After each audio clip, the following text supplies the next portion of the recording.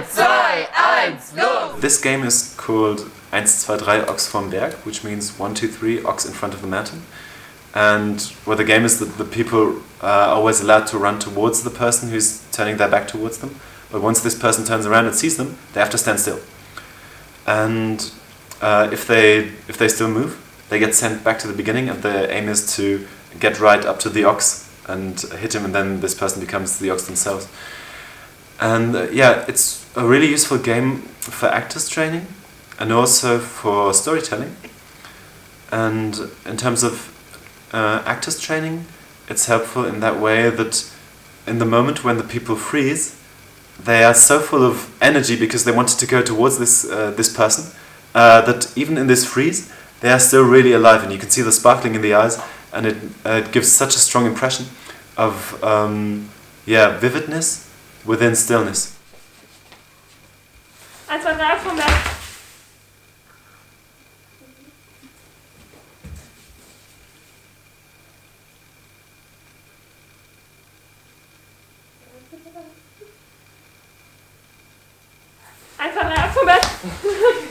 Then there's of course also the quality of the changing. So we have this relaxing, not really relaxing, but still very intense moment in the stillness, and then we have this running, and then stop again, and you have to react very quickly.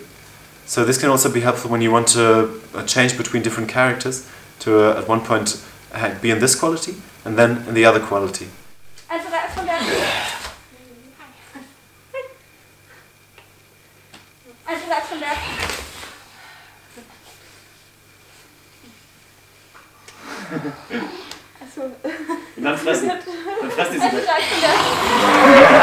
It's also helpful for understanding the principle of risk-taking, so that it's necessary in storytelling that the characters have some risk. Sometimes people just take really small steps to make really sure that they don't move when the ox turns around again to see them. But then also other people go really crazy and they always get sent back. So it's about balancing how much risk do we want to take. A teacher of mine, Simon Edwards, always said that stories need the right level of antagonism, and this is also about it. How much pressure do you want to give into there? Don't do too little, but too much can also be unhelpful for the situation.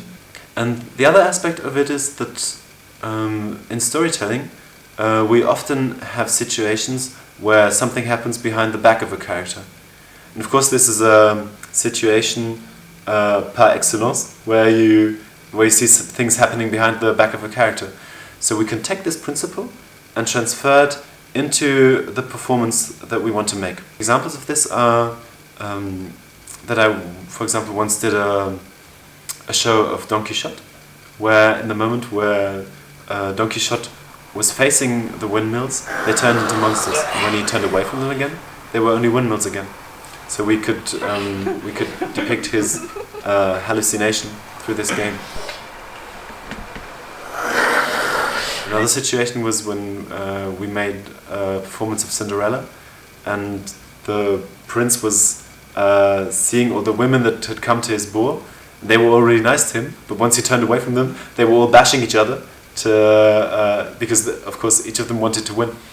So in this way, the principle can be transferred onto stage and used in many different ways. You can play with the structure, change it a bit, so maybe there are many oxes and only one person who's being watched at, and how does this person behave towards them. You can arrange the people in circles and other structures, and yeah, there are many ways of using it, and yeah, maybe you'll find out one for your next play.